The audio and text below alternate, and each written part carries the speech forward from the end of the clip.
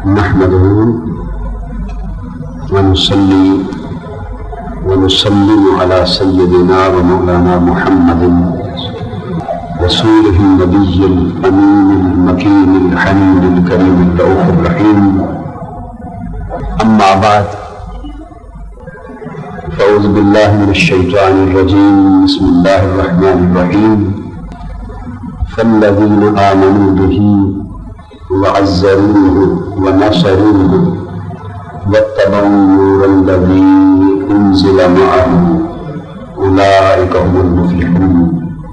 صدق الله مولانا العظيم. معزز حاضرین و عزیزان گرامی قدر، اللہ رب العزت کا شکر ہے، اس کی توفیق سے ہم جمعۃ المبارک کے اس اجتماع سعید میں حاضر ہیں. سلطنت عمان مسقط کی سرزمین پر آپ حضرات سے اجتماعی طور پہ جلسہ عام کی صورت میں دوسری ملاقات ہے. جیسا کہ میں نے عرض کیا پہلے، میں اللہ رب العزت کی حضور دعا گو ہوں کہ وہ ذات پاک حضور نبی اکرم صلی اللہ علیہ وآلہ وسلم کے توفیل آپ کے ایمان میں اور جذبہ ایمان میں برکت عطا فرمائے اور آپ کو ایمان، محبت اور عمل صالح اور استقامت کے ساتھ سلامت رکھے. یعنی اس دور دراز جگہ پر ہزارہ افراد کا آنا، اپنی اپنی کنوینسز لے کر، گاڑیاں، بسیں، کوچیں، ٹیکسیاں لے کر اتنی کثیر تعداد میں جمع ہونا الحمدللہ تعالیٰ اس بات کی علامت ہے کہ اللہ کے فضل سے ایمان آپ کے سینے میں زندہ ہے. اب ضرورت اس امر کی ہے کہ اس زندہ ایمان کو سلامت رکھا جائے، اسے بچایا جائے، اس میں دوام اور استقامت آئے، اور پھر ایمان کا یہ جو پودا ہے یہ جوان ہو، ایک درخت بنے اور اس کے اوپر پھل پھول لگے. میں نے قرآن مجید کی سورہ اعراف سے ایک آیت کریمہ کا آخری حصہ تلاوت کیا ہے. اس میں اللہ رب العزت نے بڑے ایمان افروز انداز کے ساتھ اور جانے، مانے اور ہمدین طریقے سے ایمان بالرسالت کے تقاضوں کا ذکر فرمایا ہے. رات کے خطاب کا موضوع یہ تھا کہ حضور نبی اکرم صلی اللہ علیہ وآلہ وسلم کی ذات گرامی اور آپ کی نبوت و رسالت کے ساتھ ہماری نسبت اور تعلق کی پختگی یہ ایمان کی بنیاد ہے. حضور علیہ السلام کی ذات پاک اور آپ کی نبوت و رسالت یہ ہمارے ایمان کا مرکز و محور ہے. اور میں نے رات کی گفتگو یہاں آ کر ختم کی تھی کہ ہمارے ایمان کا مرکز و محور ہے تو حضور نبی اکرم صلی اللہ علیہ وآلہ وسلم کی نسبت ہے. وہ نسبت رسالت سے ہمارا ایمان ہے اور اسی کی پختگی سے ہمارے ایمان کی مضبوطی ہے. اور آخر میں یہ عرض کیا تھا کہ اس نسبت کو قائم رکھنے اور مضبوط کرنے کے لیے اور صحیح رکھنے کے لیے دو تقاضے ہیں، ایک محبت رسول صلی اللہ علیہ وآلہ وسلم اور ایک اتباع رسول صلی اللہ علیہ وسلم. یہ خلاصہ تھا رات کی دن گفتگو کا. اب میں اللہ جل مجدہ کی توفیق سے اسی نقطے سے اپنی بات کو آگے شروع کرنا چاہتا ہوں. اللہ تبارک و تعالیٰ نے فرمایا، حضور نبی اکرم صلی اللہ علیہ وآلہ وسلم کی ذات پاک کے حوالے سے قرآن مجید کی اس آیہ کریمہ میں ارشاد فرمایا گیا، الذین یتبعون الرسول النبی الأمی الذی یجدونہ مکتوبا عندہم فی التوراۃ والانجیل. یہ سورہ اعراف میں بیان ہے کہ وہ لوگ جو رسول نبی امی صلی اللہ علیہ وسلم کی پیروی کرتے ہیں، ان کی اتباع کرتے ہیں، ان کی غلامی کا پٹھا اپنے گلے میں ڈالتے ہیں۔ وہ رسول اکرم صلی اللہ علیہ وسلم جن کی شان کو، جن کے معجزات کو، جن کے خصائص کو، کمالات کو تورات میں بھی بیان کیا گیا ہے اور انجیل میں بھی، اور وہ تمام کتابیں جو پہلے نبیوں اور رسولوں پر نازل ہوئی، یہ لوگ اس نبی صلی اللہ علیہ وسلم کی شانیں ان پہلی اتری ہوئی کتابوں میں بھی پڑھتے ہیں۔ یجدونہ مکتوبا عندہم فی التوراۃ والانجیل۔ دوسروں کا حال تو یہ ہوتا ہے کہ کسی دوسرے کے پیدا ہونے اور آ جانے کے بعد کتابوں میں اس کا ذکر آتا ہے، اسی طرح ہوتا ہے نا، کوئی پیدا ہو جائے، بڑے کام کرتا ہے، اپنا فریضہ بجا لاتا ہے، دنیا میں بڑے کمالات کا ظہور ہوتا ہے اس سے، تو پھر کتابوں میں ذکر اس کے بعد آتا ہے۔ مگر حضور نبی اکرم صلی اللہ علیہ وآلہ وسلم کا امتیاز یہ ہے کہ ابھی آپ دنیا میں تشریف بھی نہ لائے تھے کہ آپ کا ذکر پہلے اتارا گیا ہے، پہلی کتابیں آپ کے ذکر سے معمول تھی۔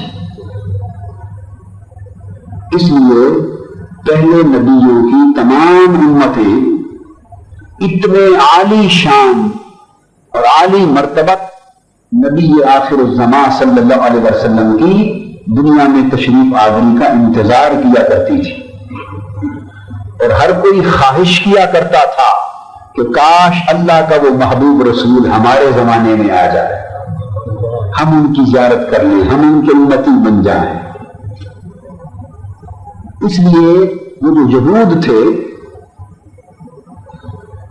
ان کا اصلی علاقہ تو مصر تھا، فلسطین تھا، بیت المقدس یروشلم تھا، ملک کنعان اصلی علاقہ تو ان کا وہ تھا۔ تو آپ نے کبھی سوچا کہ وہ مدینہ میں کیسے پہنچ گئے؟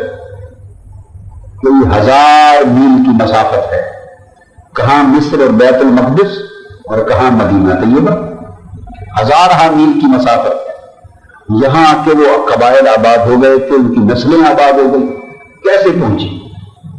یہ جو قرآن مجید نے کہا یجدونہ مکتوبا عندہم فی التوراۃ والانجیل، وہ جب موسیٰ علیہ السلام دنیا میں تشریف لائے اور تورات اتری، عیسیٰ علیہ السلام دنیا میں تشریف لائے، انجیل اتری، اس طرح دیگر صحائف میں بھی حضور صلی اللہ علیہ وسلم کی بعثت کا، آپ کی ولادت کا، آپ کی ہجرت کا، آپ کے حالات کا ذکر تھا۔ تو مدینہ شہر کا بھی ذکر تھا، جو کھجوروں والا ایک شہر ہوگا، اور وہ نبی آخر الزماں صلی اللہ علیہ وسلم مکہ سے ہجرت فرما کے وہاں مقیم ہوں۔ لہذا یہ یہودی قبیلے اور نسلیں اپنے نبیوں سے، رسولوں سے حضور علیہ السلام کا ذکر پاک سن سن کر اور اپنی آسمانی کتابوں میں آپ کا تذکرہ مبارکہ پڑھ پڑھ کر ایسے متوالے ہو گئے تھے، ایسے عاشق ہو گئے تھے کہ وہ شدت اور بےتابی سے آقا کی آمد کا انتظار کرتے، اور اس انتظار میں اپنا وطن بھی انہوں نے چھوڑ دیا، گھر بار چھوڑ دیا، اور سفر طے کرتے کرتے اس شہر مدینہ کی تلاش میں اس بستی میں آ کے آباد ہوئے۔ ان کو پہچان معلوم تھی، تحقیق معلوم تھی کہ یہ وہ بستی ہے کہ جب بھی وہ رسول صلی اللہ علیہ وسلم دنیا میں تشریف لائیں گے، ہجرت فرما کے اس شہر میں آ کے بسیرا کریں گے۔ اب انہیں تسلی ہو گئی کہ چلو معلوم نہیں آتے وہ کس زمانے میں ہیں، مگر آئیں گے تو اسی شہر میں نا، تو اسی شہر میں آباد ہو گئے۔ اس لیے قرآن مجید نے ذکر کیا کہ یہ وہ اتنی بلند مرتبہ ہستی ہیں کہ ان کا ذکر پہلی کتابوں میں، تورات اور انجیلوں میں بھی امتیں پڑھتی چلی آ رہی ہیں۔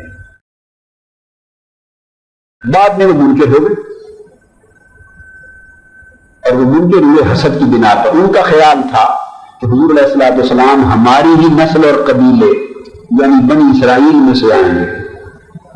جب حضور علیہ السلام دنیا میں تشریف لائے تو آپ بنی اسرائیل میں سے نہیں، بنی اسماعیل میں سے تھے۔ اسماعیل علیہ السلام کی اولاد میں سے، تو بس اس وجہ سے وہ حسد میں مبتلا ہو گئے اور حسد کی بنا پر انکار کر بیٹھے۔ لیکن بنیادی چیز جو میں نے عرض کی، حضور علیہ السلام کا ذکر پہلی تمام کتابوں اور صحیفوں میں ہوتا۔ پھر فرمایا یأمرہم بالمعروف وینہاہم عن المنکر، وہ رسول صلی اللہ علیہ وآلہ وسلم اچھائی کا حکم دیتے ہیں اور برائی سے منع فرماتے ہیں۔ وَيُحِلُّ لَهُمُ الطَّيِّبَاتِ وَيُحَرِّمُ عَلَيْهِمُ الْخَبَائِثَ، پاک چیزیں ان کے لیے حلال کرتے ہیں اور ناپاک چیزیں ان کے لیے حرام کرتے ہیں۔ وَيَدَعُ عَنْهُمْ إِصْرَهُمْ وَالْأَغْلَالَ الَّتِي كَانَتْ عَلَيْهِمْ، اور جو بوجھ انسانیت کے کندھوں پر تھے اور جن ظلم اور ناانصافی کے بوجھوں کے تلے اور سخت رسموں کے بوجھوں کے تلے انسان دبے جا رہے تھے، اور جن ناروا غلامیوں کی زنجیروں میں انسانیت جکڑی ہوئی تھی، اس رسول کی شان یہ ہے کہ وہ انسانیت کو ان بوجھوں سے نجات دلاتا ہے اور غلامی کی زنجیروں میں جکڑے ہوئے انسانوں کو آزادی عطا کرتا ہے۔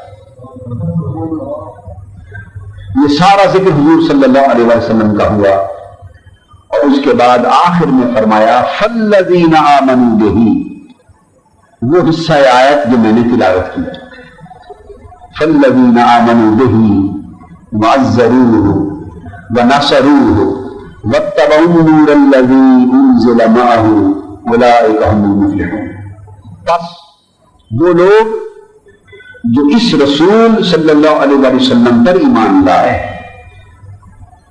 بولیے وہ لوگ جو اس رسول صلی اللہ علیہ وسلم پر ایمان لائے، وَعَزَّرُوهُ، اور جنہوں نے اس رسول کی کمال درجہ تعظیم کی، ادب کیا، تعظیم کی، وَنَصَرُوهُ، اور جنہوں نے اس رسول صلی اللہ علیہ وسلم کے دین کی مدد کی،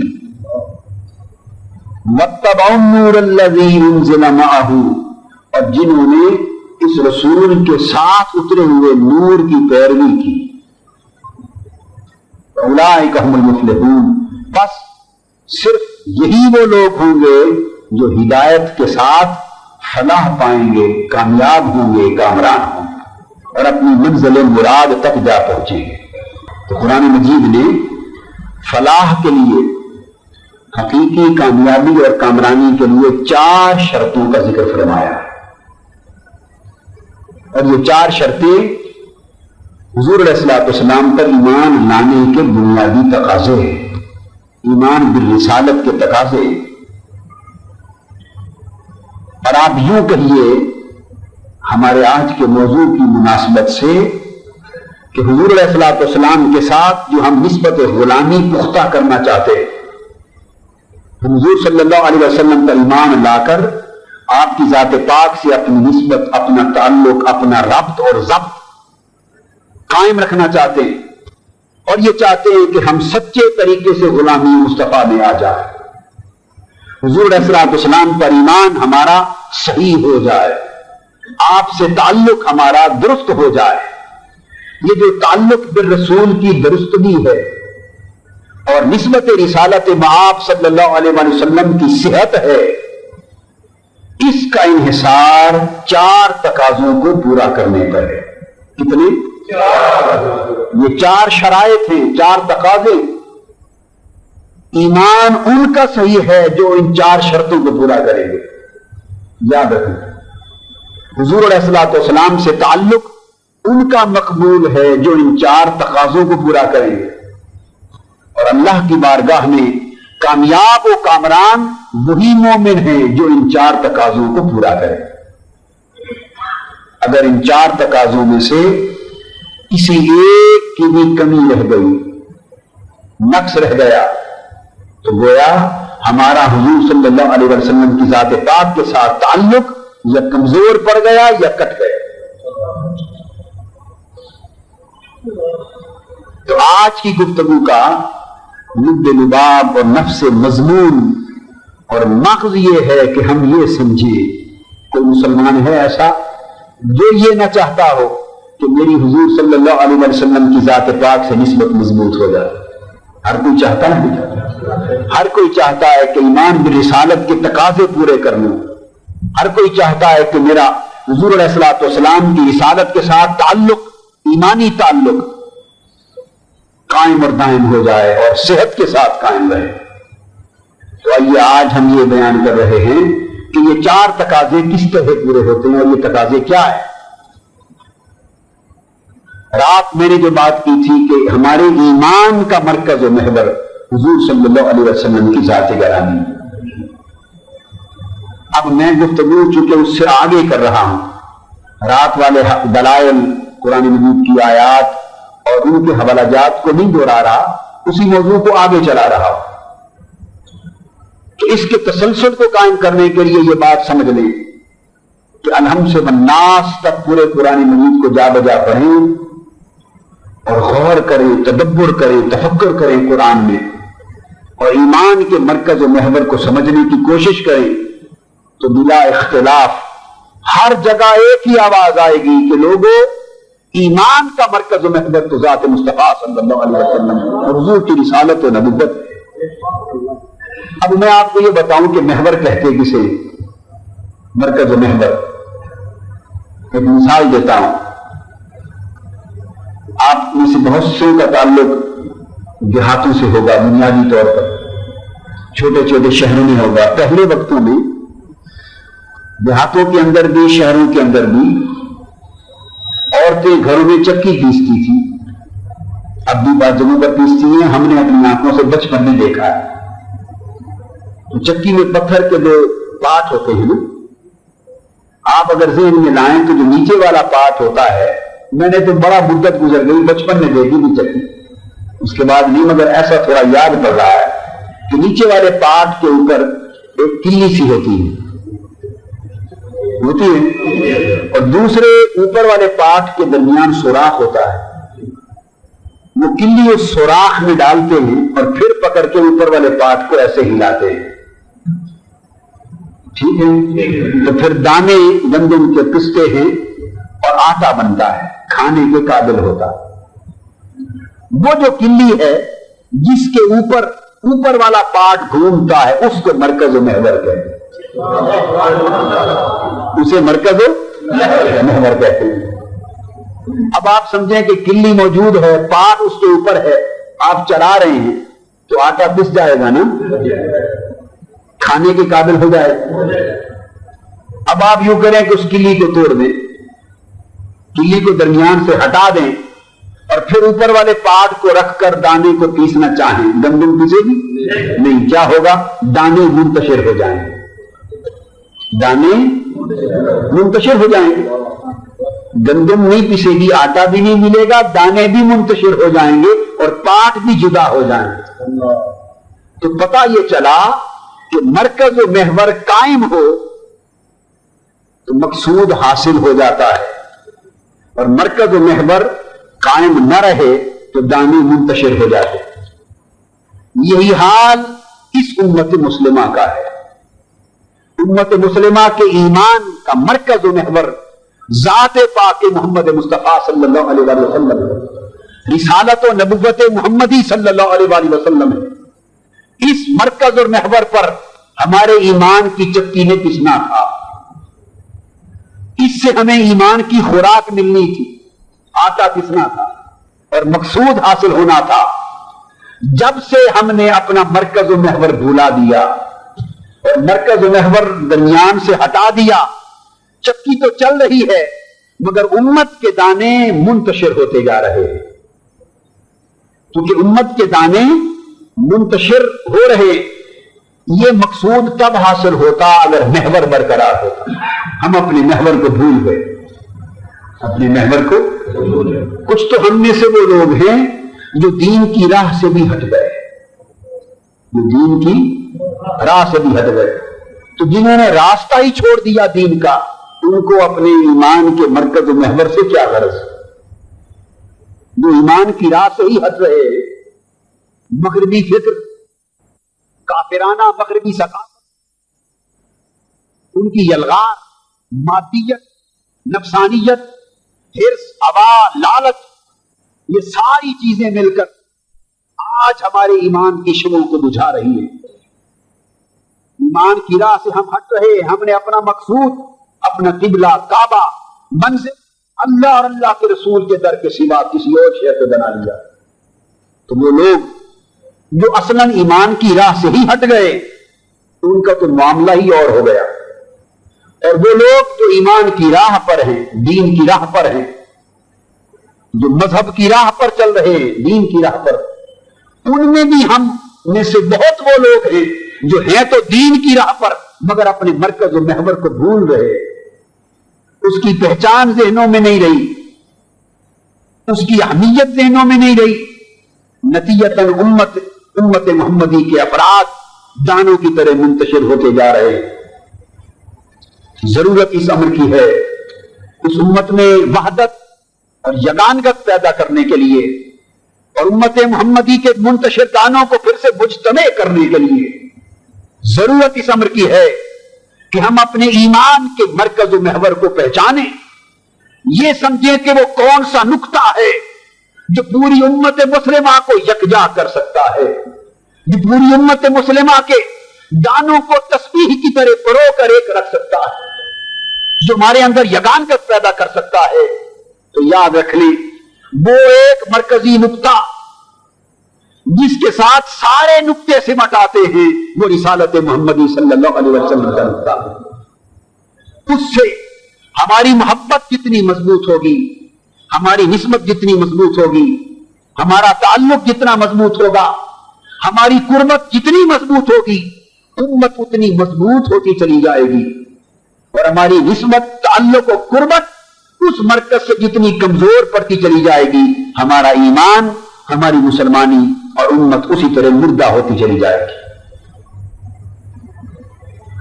قرآن مجید نے بار بار اس مرکز و محور کی پہچان کرنے اور کرانے پر زور دیا ہے.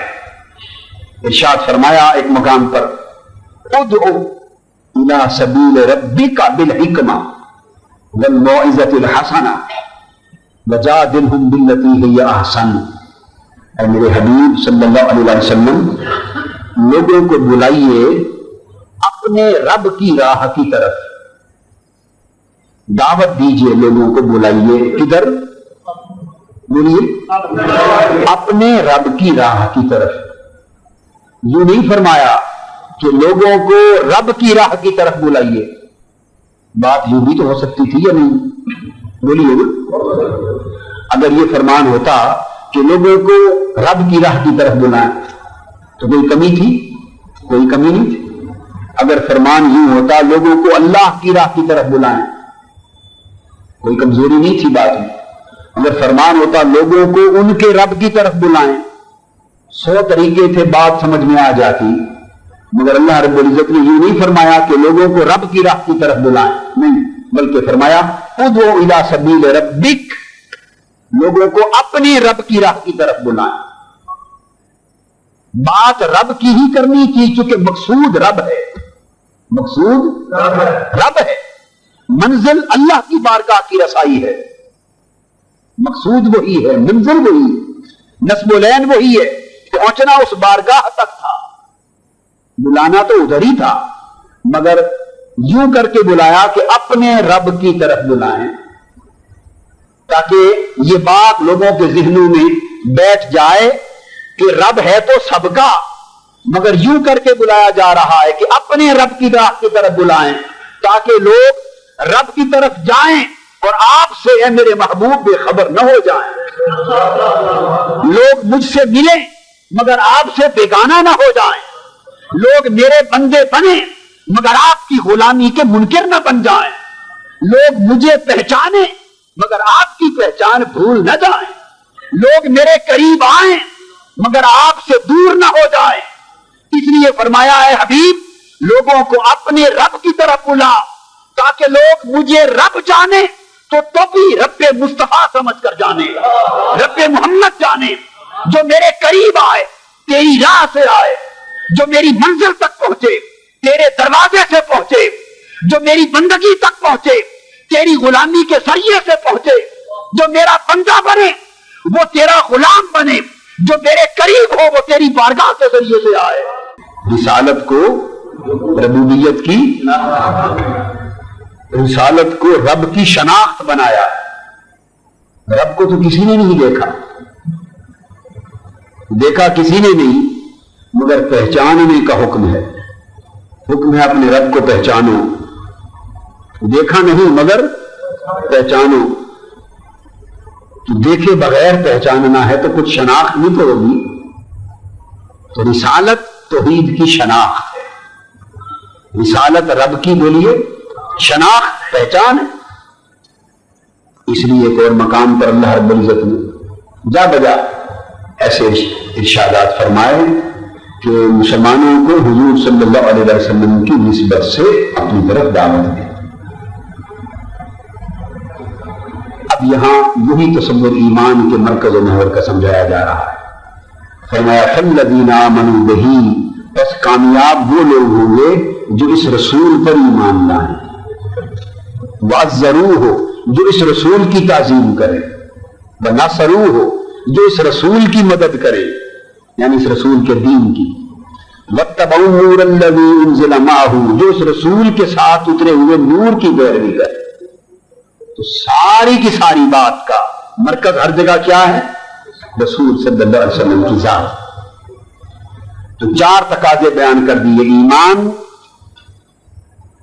اور ایمان سے مراد محبت ہے. تعزیر، اور تعزیر سے مراد تعظیم ہے. نصرت، نصرت سے مراد حضور کے دین کی، اسلام کی مدد کرنا ہے. اتباع، اس سے مراد کامل درجے کی پیروی ہے. نسبت ہر شے کی رسول صلی اللہ علیہ وسلم کی ذات سے. فالذین آمنوا بہ، جو اس رسول پر ایمان لائیں. وعزروہ، جو اس کی تعظیم کرے. ونصروہ، جو اس کی مدد کرے. واتبعوا النور الذی انزل معہ، جو اس کے ساتھ اترے ہوئے نور کی پیروی کرے. اولئک هم المفلحون، بس اللہ پاک نے سند جاری کر دی ہے، سرٹیفکیٹ دے دیا ہے. کامیابی اور کامرانی فقط انہی کو ہوگی جنہوں نے اپنے ایمان کا مرکز بھی اس رسول کو بنا لیا، تعظیم و تکریم کا مرکز بھی اس رسول کو بنا لیا، نصرت کا مرکز بھی اس رسول کو بنا لیا، اور اتباع کا مرکز بھی اس رسول کو بنا لیا. قرآن مجید نے یہ ساری چیز اس طرح سمجھا دی کہ لوگوں اگر کامیابی اور کامرانی چاہتے ہو تو ہر جہت سے اپنا مرکز و محور رسول پاک صلی اللہ علیہ وسلم کی ذات گرامی کو بنا. تمہارے ایمان اور محبت کا رشتہ بھی اس رسول سے قائم ہو جائے. ادب، تعظیم و تکریم اور تعزیر کا رشتہ بھی اس رسول سے قائم ہو جائے. مدد و نصرت کا رشتہ بھی اس رسول سے قائم ہو جائے. اور اطاعت و اتباع کا رشتہ بھی اس رسول سے قائم ہو جائے. سارے رشتے ہر سمت سے توڑ لو، ہر طرف سے سب رشتے توڑ دو، اور سارے رشتے اس رسول پاک صلی اللہ علیہ وسلم کی ذات گرامی سے قائم کر لو. جب تمہارے سارے رشتے حضرت محمد مصطفیٰ کی ذات سے قائم ہو جائیں گے تو سمجھو کہ تمہارا رشتہ اللہ سے قائم ہو جائے گا. کہ جب رسول پاک صلی اللہ علیہ وسلم کے ساتھ رشتے قائم ہو جاتے ہیں تو رسول پھر امت کا رشتہ اللہ سے قائم کروا دیتا ہے. کیونکہ اللہ سے رشتہ قائم کرنے کے لیے ضروری ہے کہ اللہ کے بھیجے ہوئے رسول سے رشتے جوڑے جائیں. ایمان کا رشتہ رسول سے، محبت کا رشتہ رسول سے، ادب و تعظیم کا رشتہ رسول سے، مدد و نصرت کا رشتہ رسول سے، اطاعت و اتباع کا رشتہ رسول سے. ارے مومنو، تمہارے جتنے رشتے، ناطے، تعلق اور نسبتیں ہو سکتی ہیں وہ ساری کی ساری جب رسول کی ذات سے جڑ جائیں گی تو تم پھر اللہ کے بندے بن جاؤ گے. اور اگر سارے رشتوں کا مرکز و محور رسول صلی اللہ علیہ وسلم کی ذات جب تک نہیں بنے گی تمہارا تعلق بندگی اللہ کے ساتھ قائم نہیں ہو سکے گا.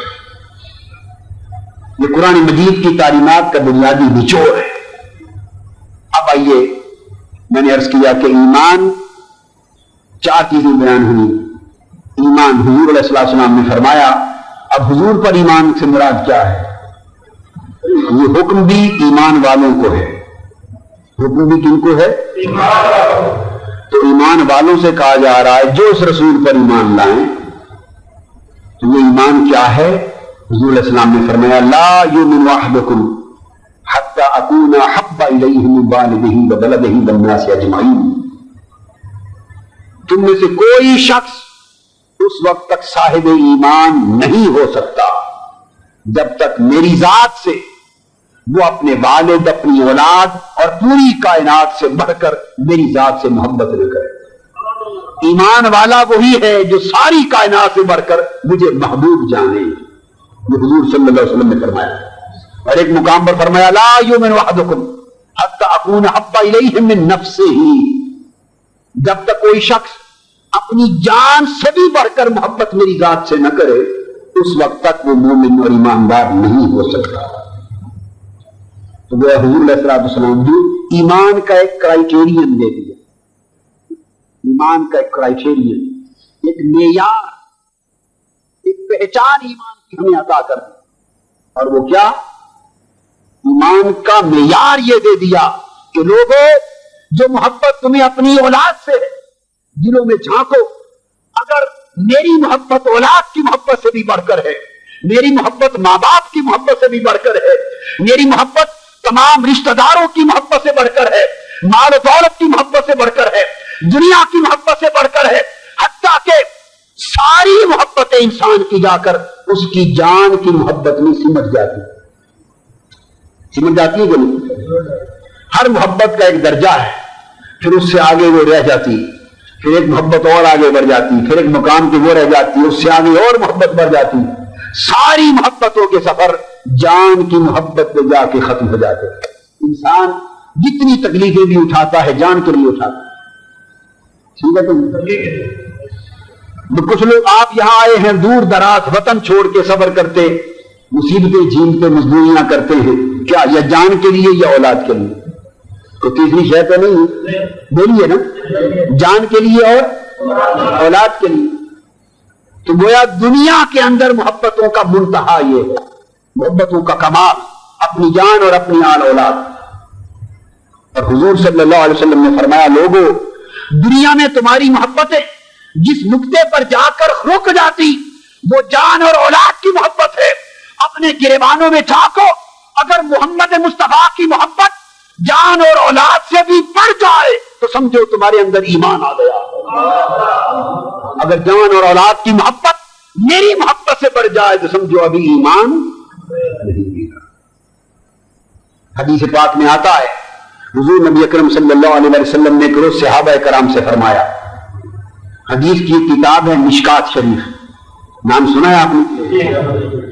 اس مشکات شریف کی جو کتاب ہے اس کا آخری باب ہے باب ثواب هذه الامہ، اس امت کے ثواب کے بیان میں۔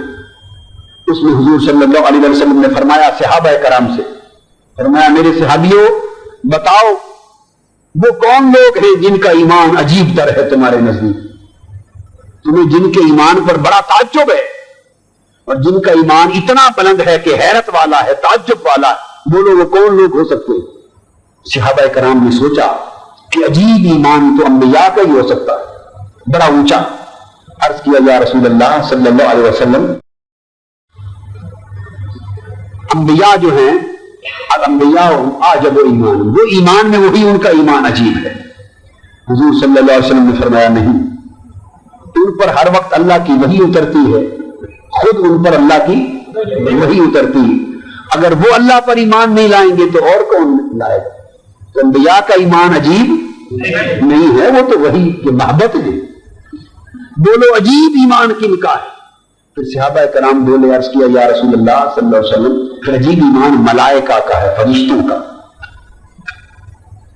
ملائکہ الملائکہ ہم اعجب ایمان۔ حضور علیہ السلام نے فرمایا نہیں، ان کا ایمان کیسے عجیب ہو گیا؟ وہ مالا اعلیٰ میں رہتے ہیں جہاں ہر وقت اللہ کے انوار و تجلیات کا نزول ہوتا ہے، تو اس بستی مالا اعلیٰ کی بستی میں رہنے والے فرشتے وہ اللہ پر ایمان نہیں لائیں گے تو اور کون لائے گا؟ ان کا ایمان بھی عجیب نہیں۔ بولو عجیب ایمان کن کا ہے؟ پھر صحابہ کرام نے سوچا، عرض کیا حضور صلی اللہ علیہ وسلم پھر تمہیں اپنا ہی ایمان عجیب معلوم ہوتا ہے، پھر ہمارا اپنا ایمان عجیب ہے۔ فرمایا تمہارا ایمان عجیب کیسے ہو گیا؟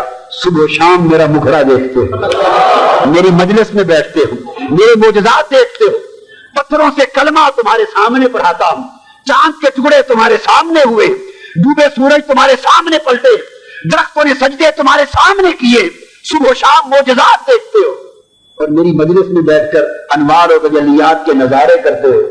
तो तुमने ईमान नहीं लाना था तो और कौन लाता? तो तुम्हारा ईमान कैसे अजीब हो गया?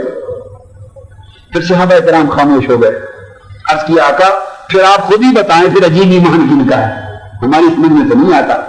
हुजूर अलैहिस्सलाम ने फरमाया, लोग सुनो, अजीब तर ईमान मेरे उन उम्मतियों का है जो मेरे बाद उन जमानों में आएंगे कि न उन्होंने मेरा जमाना पाया होगा, न मुझे देखा होगा, न मेरी मजलिस में बैठे होंगे, न उनके सामने कुरान उतरा होगा।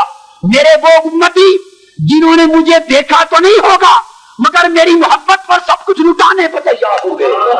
अजीब ईमान उनका होगा, अजीब ईमान उनका होगा। ये तुम्हारी बात हो रही है, ये आका के उन गुलामों की बात हो रही है जिन्हें आका का दीदार तो नसीब नहीं हुआ। फरमाया कि उन्होंने फकत कुरान देखेंगे, कुरान में अल्लाह के अहकाम पढ़ेंगे, मुझे देखा नहीं होगा, मेरी बातें सुनेंगे और सुनकर ईमान लाएंगे, जाकर ईमान लाएंगे। और फरमाया फिर उनकी मोहब्बत का आलम यह होगा कि उनके पास माल और दौलत होगी, दुनिया होगा, मगर कोई उनसे कहेगा कि तुम्हें हुजूर अलैहिस्सलाम की जियारत करनी है, दीदार करना है, वो कहेंगे कि हमें हुजूर सल्लल्लाहु अलैहि वसल्लम के चेहरे अनवर की एक झलक दिखा दो, जो कुछ हमारे पास है सब कुछ लुटाने को तैयार है। मेरे एक दीदार पर, एक झलक पर सब कुछ लुटाने पर तैयार है। और हुजूर सल्लल्लाहु अलैहि वसल्लम ने आगे हदीस है इसी बाब में, बाब सवाब हाज़िल उम्मा, फरमाया हुजूर अलैहिस्सलाम ने, ऐसे आदियो तूबा लिमन रानी, मुबारक हो उन्हें जिन्होंने मुझे देखा। एक बार फरमाया, क्या फरमाया? मुबारक हो उन्हें जिन्होंने मुझे देखा। मगर फरमाया तूबा लिमन लम यरानी, सबा मर्रातिन, और 7 मरतबा बार बार फरमाया, मगर मुबारक हो उन्हें जिन्होंने मुझे न देखा, मुबारक हो उन्हें जिन्होंने मुझे न देखा, मुबारक हो उन्हें जिन्होंने मुझे न देखा। देखा तो नहीं, मगर मेरे नाम पे सब कुछ लुटाने को तैयार हो गए। तो ऐसी उम्मत को 7 मरतबा मुबारक दी। कितनी मरतबा? तो मुझसे कोई पूछे कि मिनहाजुल कुरान का मकसद क्या है, मिनहाजुल कुरान का, बोलिए ना, आप जानते हैं ना मिनहाजुल कुरान को, नाम नहीं सुना? बोलिए।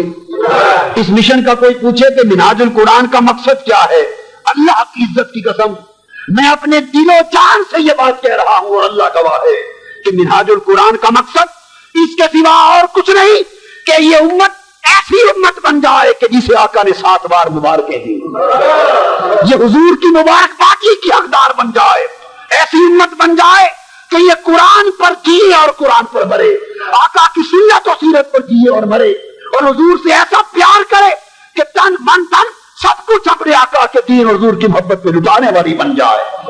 और वो दिन आ जाए कि इस उम्मती को और इस मिशन के वाबस्तगान को और हुजूर की उम्मत को कभी न सही लुटाते रहे, दीन पर अमल करते रहे, मेहनत करते रहे, कुर्बानियां देते रहे। अरे कभी ना कभी तो वो वक्त आएगा कि आका की बारगाह से कलमा आएगा, तुम्हें मुबारक हो, तुम्हें मुबारक हो। बस उस दिन हमारा मकसूद जिंदगी मिल जाएगा। तो मैं ये अर्ज कर रहा था कि मरकज और महवर ईमान का ये है कि हुजूर अलैहिस्सलाम की जात गरामी के साथ सारी निस्बतें और सारी जिहतें जोड़ दी जाएं, मोहब्बत हुजूर की जात से जरूर और ताजीम की जाए, और ताजीम भी हद दर्जा, ये भी हुजूर सल्लल्लाहु अलैहि वसल्लम की जात से। तो हुजूर अलैहिस्सलाम की जात से 2 ताल्लुक हैं, और 2 ताल्लुक हुजूर सल्लल्लाहु अलैहि वसल्लम की तालीमात के साथ। याद रखें, मोहब्बत और अदब, मोहब्बत और अदब व ताज़ीम, ये 2 ऐसे ताल्लुक हैं जो हुजूर की जात से है। मोहब्बत भी जात से है, अदब और ताज़ीम भी जात से है। और नुसरत और इत्तिबा, नुसरत और इत्तिबा, ये 2 ऐसे ताल्लुक हैं जो हुजूर अलैहिस्सलाम की तालीमात से है। तो गोया 2 चीजें आ गई सारे दीन में, ایک حضور کی ذات ہو گئی، ایک حضور کی تعلیمات ہو گئی. حضور علیہ السلام کی ذات اور حضور صلی اللہ علیہ وسلم کی تعلیمات. محبت اور ادب کا رشتہ ذات مصطفیٰ سے قائم ہو جائے اور نصرت و اتباع کا رشتہ تعلیمات مصطفیٰ سے قائم ہو جائے. اگر یہ دو تعلق جڑ گئے تو سمجھے کہ آپ نے دین کو پا لیا، دین کو پا لیا. اب یہ تعلق ذات سے کس طرح؟ قرآن مجید نے کہا. اب میں ایک قرآن مجید سے لے لیتا ہوں بات اور ایک حدیث پاک سے.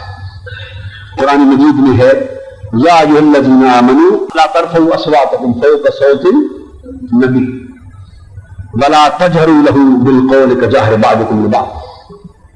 اے ایمان والو، اپنی آوازیں نبی کی آواز سے اونچا نہ کرو، اور نبی صلی اللہ علیہ وسلم کو بلانا پڑے تو عامیانہ طریقے سے یوں نہ بلاؤ جیسے ایک دوسرے کو آپس میں بلا لیتے. ادب کے ساتھ بولو اور اپنی اصوات کو، آوازوں کو صوت النبی سے، حضور علیہ السلام کی آواز سے پست رکھو. حضور علیہ السلام کی مجلس میں بیٹھے اتنا اونچا نہ بولو کہ تمہاری آواز حضور علیہ السلام کی آواز سے اونچی ہو جائے. اگر ہو گئی تو کیا ہوگا؟ اگر یہ بے ادبی ہو گئی تو کیا ہوگا؟ فرمایا ان تحبط اعمالکم وانتم لا تشعرون. اگر تم نے ایک بار بھی بے ادبی سے اپنی آواز میرے نبی کی آواز سے بلند کر دی، یہ بے ادبی اگر ایک بار بھی ہو گئی تو تمہاری ساری عمر کے اعمال ضائع کر دیے جائے. نمازیں ساری عمر کی، روزے ساری زندگی کے، حج اور عمرے ساری زندگی کے، صدقات اور خیرات ساری زندگی کے، بعض تبلیغیں ساری زندگی کے، اعمال ساری زندگی کے، اور بے ادبی صرف ایک مرتبہ، ایک لمحے. ذرا دیکھیے فرق کتنا ہے. اس بات کو سمجھنے کی کوشش کریں. یہ نہیں کہ اگر سال پورا بے ادبی کرتے رہے تو پورے سال کے عمل تباہ ہو جائیں گے. یہ فرمایا کہ ایک بے ادبی سے ایک عمل ضائع ہو جائے گا. یہ فرمایا نہیں. بے ادبی ایک، اور خدا نہ خواستہ اگر ایک بار ہو گئی تو اس سے نقصان کیا ہوگا؟ پوری زندگی کا ایمان اور اعمال تباہ ہو جائے. وانتم لا تشعرون، اور تمہیں توبہ کا موقع بھی نہیں ملے گا. کیوں نہیں ملے گا؟ کہ تمہارے سارے اعمال ایک مرتبہ کی بے ادبی بارگاہ رسالت مآب صلی اللہ علیہ وسلم، ایک بے ادبی کے باعث سارے اعمال تمہارے تباہ کر دیے جائیں گے، ختم کر دیے جائیں گے، رائیگاں چلے جائیں گے، اور تمہیں شعور بھی نہیں ہوگا، تمہیں احساس بھی نہیں ہوگا، پتہ بھی نہیں چلے گا کہ میرا کچھ بچ گیا ہے، یہ سب کچھ لٹ گیا ہے.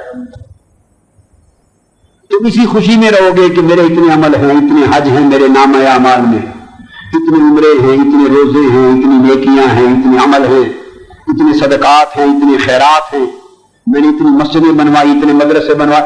آپ ساری زندگی کے عمل گنتے رہیں گے اور قیامت کے دن پتا چلے گا کہ سب کچھ جل کر راکھ ہو چکا ہے. کیوں؟ کہ ساری زندگی کے ایک عمل صرف بارگاہ رسالت مآب کی ایک بے ادبی سے تباہ کر دیے گئے. آپ اندازہ کر لیں کہ ادب یا بے ادبی کا تعلق ذات مصطفیٰ سے ہے صلی اللہ علیہ وسلم، حضور کی ذات پاک سے. اعمال ساری زندگی کے دین کے اعمال ہیں.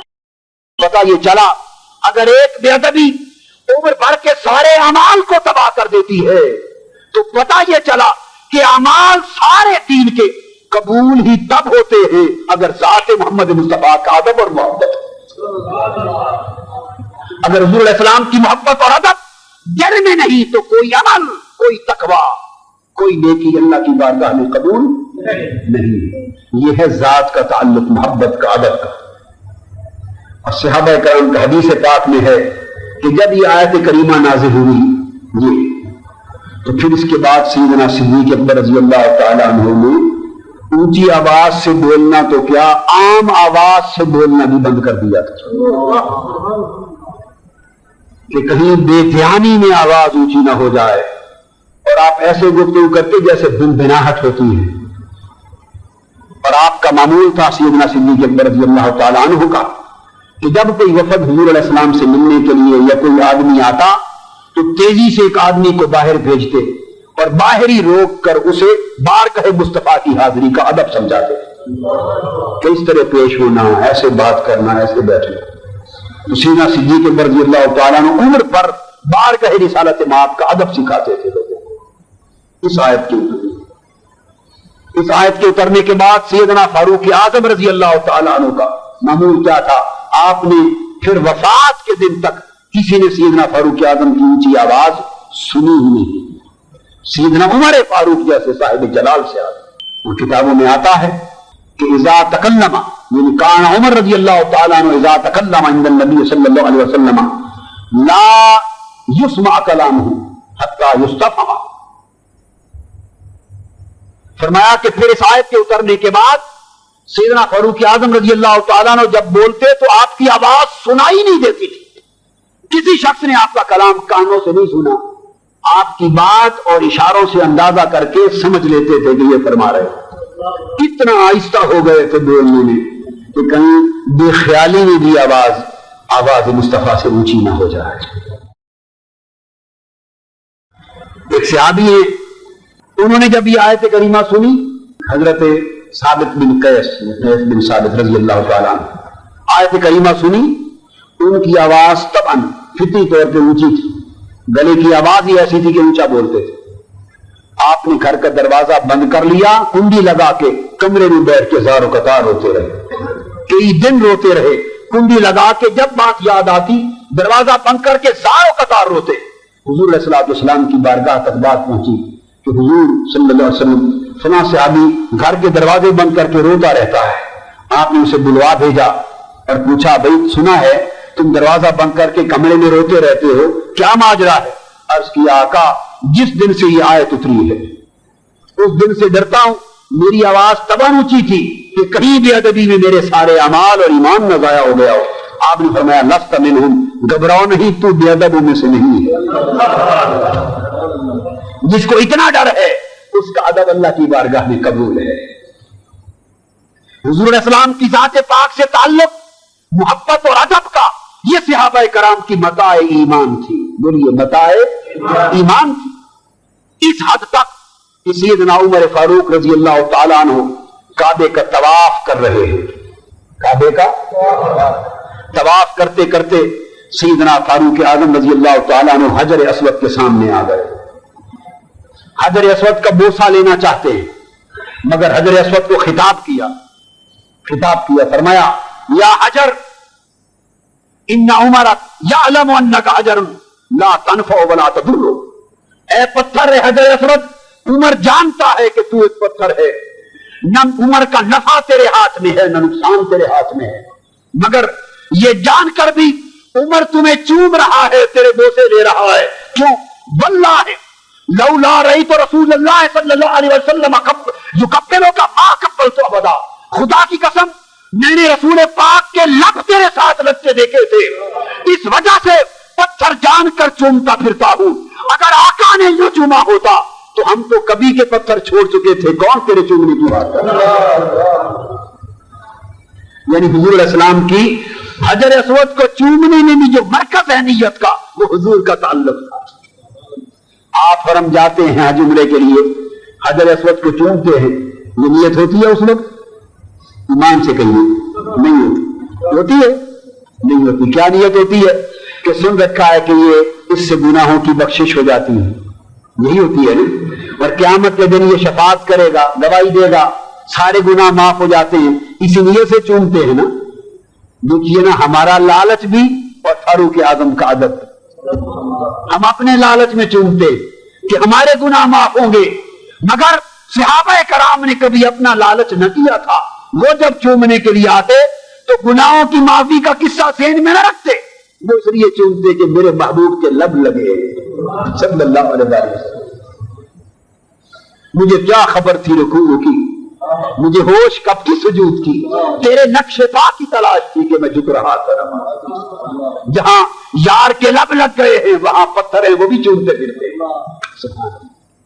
سیدنا عثمان غنی رضی اللہ تعالیٰ عنہ کا ایمان، 6 ہجری میں جب صلح حدیبیہ ہوئی، آپ کو معلوم ہے کہ حضور علیہ السلام نے حضرت عثمان غنی رضی اللہ تعالیٰ عنہ کو سفیر بنا کر مکہ بھیجا۔ माबरे मक्का मुअज्जमा में आकर कुफार से मुज़ाकरात किए। मुज़ाकरात में बात तय हो गई, कुफार और मुशरिकीन और कुरैश मक्का न माने। उन्होंने कहा इस साल हम हुजूर अलैहि सलाम को और सहाबा को हज करने की इजाजत नहीं देते, वापस चले जाए। क्या हो गया कि इस साल मक्का में नहीं आए। जब वापस जाने लगे सैयदना उस्मान गनी रज़ियल्लाहु तआला अन्हु, तो कुफार और मुशरिकीन मक्का और कुरैश मक्का ने कहा कि उस्मान तुम चूंकि आ गए हो और सिहने काबा में खड़े हो सामने, बाकियों को तो इजाजत नहीं, न तुम्हारे नबी को, तुम चूंकि मौजूद हो और 6 साल के बाद आए हो। जब से हिजरत की थी वापस मक्का आने का मौका, तो 6 साल बीत गए काबा को देखे हुए। आप चूंकि आ गए, आप तवाफ कर लें, आपको इजाजत है, तवाफ कर लें। अब आप ईमान से कहिए, सहाबा कराम जैसे ईमान के लोग 6 साल के बाद काबा का दीदार नसीब हुआ हो, आंखें कितनी तरस गई होंगी। देखिए दिल कितना तरसता होगा काबे की तवाफ के लिए, नहीं तरसता होगा। 6 साल के बाद इस मक्का से गए हुए पलट कर आए और काबा सामने है, तबीयत कितनी मचलती होगी तवाफ के लिए, नहीं मचलती होगी, दिल नहीं चाहता होगा। एक ही रुकावट थी काफिरों की, वो भी दूर हो गई। काफिरों ने कहा आपको इजाजत है, आप तवाफ कर लें। अब मुझे आप बताएं, कुरान मजीद में, हदीस पाक में, शरीयत में कहीं मना है अगर हुजूर अलैहि सलाम साथ न हो तो काबे का तवाफ करना नाजायज है? कोई हुक्म है मसला? सारी दुनिया जाती है तवाफ करने के लिए, जाती है कि नहीं? कहीं हुक्म है कि हुजूर अलैहि सलाम ने मना करके भेजा था, उस्मान चूंकि मैं नहीं जा रहा तो मेरे बगैर तवाफ न करना? कोई हुक्म था? बोलिए ना। मना नहीं थी, शरीयत मना नहीं करती, कुरान मना नहीं कर रहा, हुजूर अलैहि सलाम का हुक्म नहीं है मना का कि उस्मान तवाफ न करना, कोई मना नहीं। रुकावट भी दूर हो गई, काफिर और कुरैश खुद कह रहे हैं तवाफ कर लो, मगर कुर्बान जाए ए उस्मान गनी, आपके ईमान की अजमत पर, इश्क रसूल पर, मोहब्बत रसूल पर, अदब व ताज़ीम रिसालत पर सैयदना उस्मान गनी बोले काफिरो, नादानो, तुमने हमारे ईमान की कैफियत कोई नहीं जाना। बेशक 6 साल के बाद आया हूं, काबा आंखों के सामने है, तवाफ में रुकावट कोई नहीं, मगर वल्लाह मा अफ़अलु लिहाज़ा हत्ता यतूफ़ बिही रसूलुल्लाह सल्लल्लाहु अलैहि वसल्लम, काफिरों खुदा की कसम, जब तक मेरे मुस्तफा तवाफ नहीं करेंगे उस्मान कभी काबे का तवाफ नहीं करेगा। अपने महबूब के बगैर, हुजूर के बगैर मैं काबे का तवाफ करके चला जाऊं? मेरी गैरत ईमानी और मेरी मोहब्बत और इश्क की गैरत इसकी इजाजत नहीं देती। तो आप क्या समझे, यानी तवाफ छोड़ दिया इसकी खातिर, हुजूर की मोहब्बत और अदब की खातिर। ये मोहब्बत के राज हैं, रमूज़े सिर्र दिल बे दिल चलाना, जिन्हें दिल हासिल है उन्हीं को समझ में आता है कि मोहब्बत क्या चीज है, मोहब्बत के तकाजे क्या है। तवाफ काबा छोड़ दिया हुजूर की मोहब्बत और अदब की खातिर।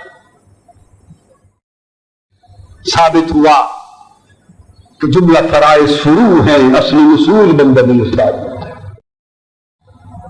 तो मैं ये अर्ज कर रहा था कि कुरान और सुन्नत ने बुनियादी तसव्वुर ये दिया कि हुजूर सल्लल्लाहु अलैहि वसल्लम की मोहब्बत, अदब और ताज़ीम और तकरीम आपकी जात पाक से ये ईमान की असल है।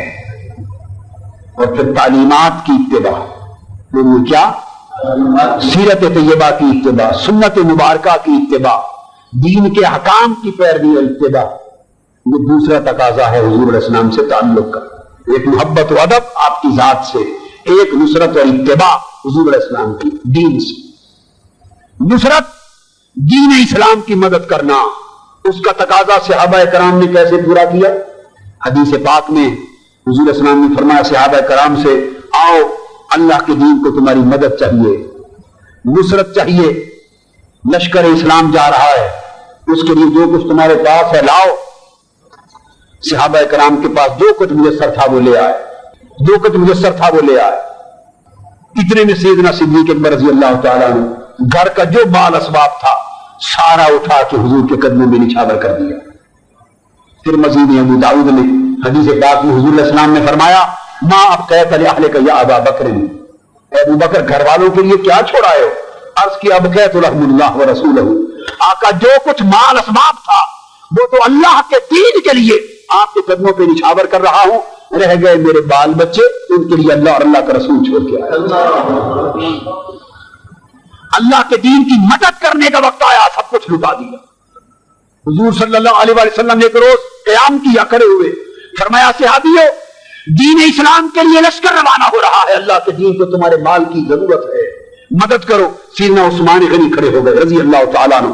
عرض کیا آقا لشکر اسلام کی جو ضرورت ہے آج ساری عثمان پورا کرتا, عثمان نے پورا کر دیا.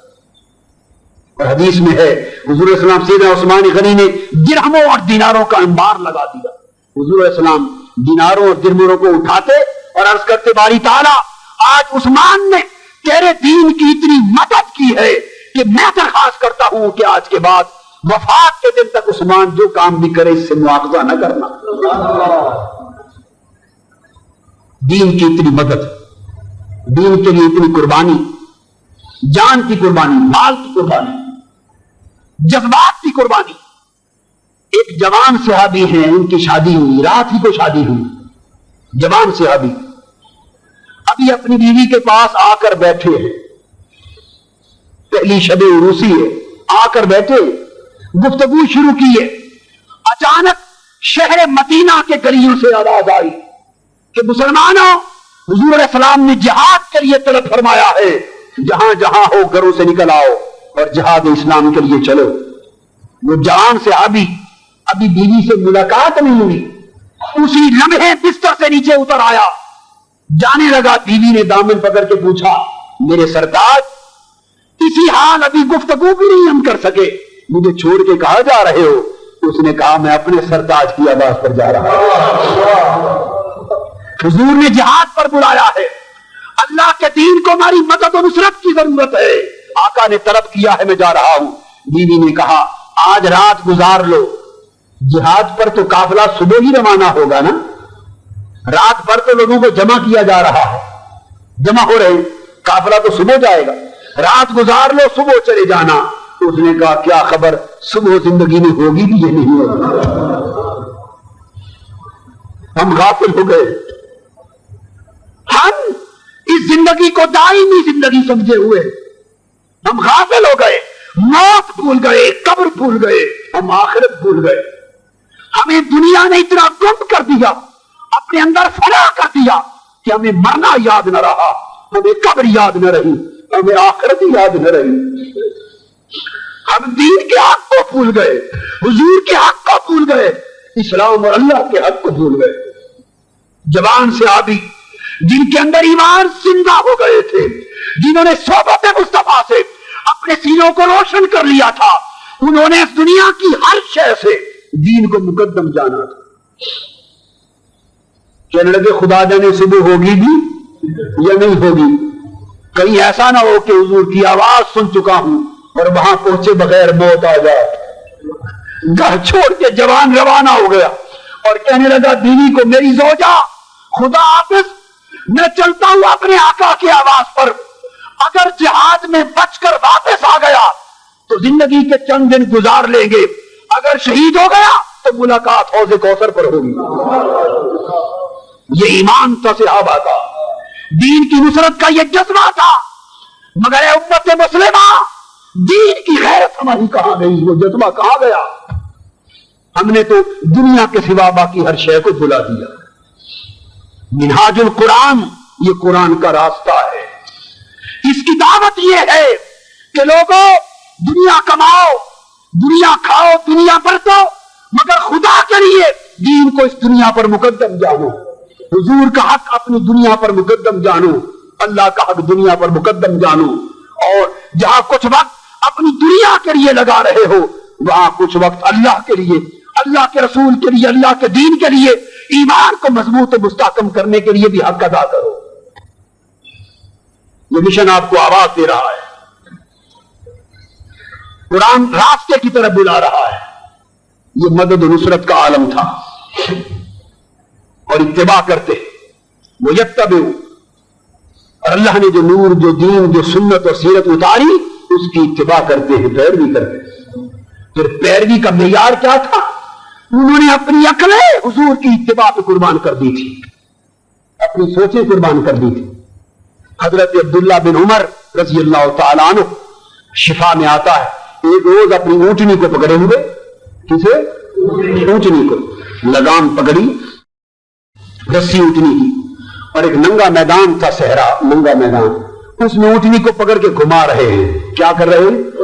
حضرت عبداللہ بن عمر گھمائے جا رہے ہیں۔ لوگوں نے پوچھا ہے ابن عمر یہاں کیا وجہ ہے، یوں ہی اونٹنی کو گھمائے جا رہے ہیں، کیا وجہ ہے؟ وجہ سمجھ میں نہیں آئی۔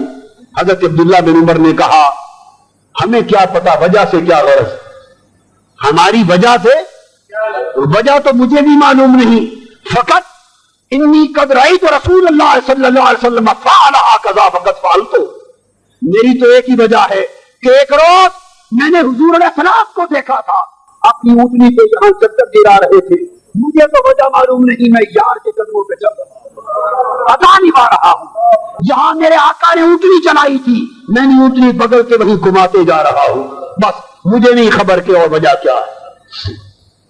سیدنا عثمان، یہ ہے اتباع کا معیار۔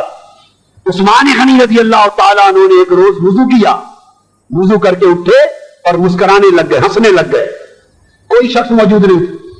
لوگوں نے پوچھا حضرت نہ کوئی شخص موجود، نہ کوئی بات ہوئی، نہ کوئی لطیفہ، نہ کوئی قصہ، نہ کہانی، یوں ہی چپکے سے آپ ہنس رہے ہیں، اکیلے کرے ہنس رہے ہیں، کیا وجہ؟ فرمانے لگے وجہ تو مجھے بھی معلوم نہیں، بس اتنا جانتا ہوں کہ ایک روز اس مقام پر وضو کے بعد میں نے حضور کو ہنستے دیکھا تھا، میں تو یار کی ادا نبھا رہا۔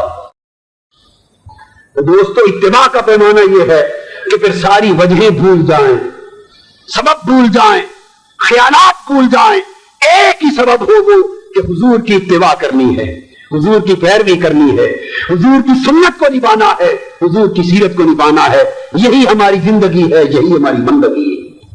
تو فرمایا اولئک هم المفلحون، اگر تم ایمان کے یہ رشتے قائم کر لو اور محبت کے یہ تقاضے پورے کر لو تو اللہ پاک تمہیں کامیابیاں اور کامرانیاں عطا فرما دے گا۔ ہمیں چاہیے کہ ہم فلاح کی راہ پر چلیں، کامیابی اور کامرانی کی راہ پر چلیں، اور اس کا تقاضا یہ ہے کہ حضور علیہ السلام کی ذات پاک کو اپنا ایسا مرکز ایمان اور محور ایمان بنائیں کہ سارے تقاضے ایمان کے حضور کی ذات کے ساتھ پورے ہونے لگے۔ امت آج اس مرکز اور اس راہ پر آ جائے تو اللہ پاک آج بھی ہمارے ابتلا ختم فرما دے گا۔ یہ ایک میرا پیغام تھا جو آج آپ کو دیا، میں امید کرتا ہوں بات کی سمجھ تو سب کو آئی ہوگی، سمجھ تو سب کو آئی ہوگی، مگر اس سمجھ کا کیا فائدہ جو سمجھ آئی اور چلی گئی۔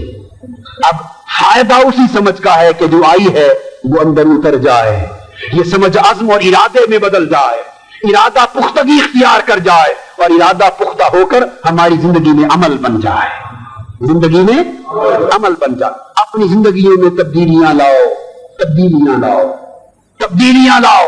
زندگی دائمی زندگی نہیں ہے، بہت جلد ہم مرنے والے ہیں، آخرت کی طرف کوچ کرنے والے، اور مرتے ہی قبر میں حضور علیہ السلام کا دیدار ہونے والا ہے، مرتے ہی پہلی شام آقا کا دیدار ہونے والا ہے، اور فرشتے پوچھیں گے بولو تمہارا رب کون ہے، تمہارا دین کیا ہے، اس ہستی محمد مصطفیٰ صلی اللہ علیہ وسلم کے بارے میں کیا کہتے ہو؟ بس سن لو، جنہوں نے یہ تقاضے پورے کر لیے ہوں گے وہ رب کو بھی پہچان لیں گے، دین کو بھی پہچان لیں گے، اور سب سے بڑھ کر مصطفیٰ کو پہچان لیں گے۔ یہیں سے اگلا سفر شروع ہو جائے گا۔ ہم ہر شے کی تیاری کر رہے ہیں مگر نہیں ہے تو قبر اور آخرت کی تیاری نہیں ہے۔ ایمان سے کہیے ہے قبر اور آخرت کی تیاری نہیں، ہم بھول ہی گئے اس کو۔ آئیے اس قبر اور آخرت کی تیاری کا عزم کریں، ارادہ کریں، اور پھر اس کا سامان شروع کریں۔ منہاج القرآن یہ دعوت قبر اور آخرت کی تیاری کا سامان پیدا کرنا، اس کا فکر پیدا کرنا، اور اس راہ پر امت کو، لوگوں کو بلانا اور چلانا ہے۔ آپ جہاں جہاں بھی ہیں اس مشن سے، اس کام سے وابستہ ہوں، اور قرآن مجید کے راستے کو، حضور علیہ السلام کی سنت اور دین کے راستے کو اپنائیں۔ اللہ پاک ہمارے حال پہ کرم فرمائے، اور یہاں آپ ایمان کی سلطنت میں ہیں اور ملک اور وطن سے باہر ہیں، ایمانداری سے کام کریں۔ ایمانداری کی ضرورت تو ہر جگہ ہوتی ہے، مگر اس جگہ مزید ایمانداری سے اور زیادہ کریں، محنت سے کام کریں۔ یہاں کے قانون کا، سلطنت ایمان کا جو بھی قانون ہے اس کا احترام کیا کریں، یہ آپ کے تقاضے ہیں، اللہ نے آپ کو رزق دیا اس دھرتی پر، اس قانون کا احترام کریں، وفاداری سے کریں، کوئی غلط شر فتنے کے کام میں مبتلا کبھی نہ ہو، ٹوٹ پھوٹ فتنہ شر فساد کے کاموں میں کبھی مبتلا نہ ہو، اپنے دین پر عمل کریں اور دیانت کے ساتھ اپنی محنت کریں اور اپنے مشن کو، دین کو، حضور اسلام کی امت کے تقاضوں کو آگے بڑھائیں۔ اس سے آپ کا نام بھی روشن ہوگا، آپ کے ملک و ملت اور دین کا نام بھی روشن ہوگا۔ اللہ تبارک و تعالی دنیا اور آخرت کی نعمتوں سے ہم سب کو مالا مال فرمائے۔ وما علینا الا البلاغ۔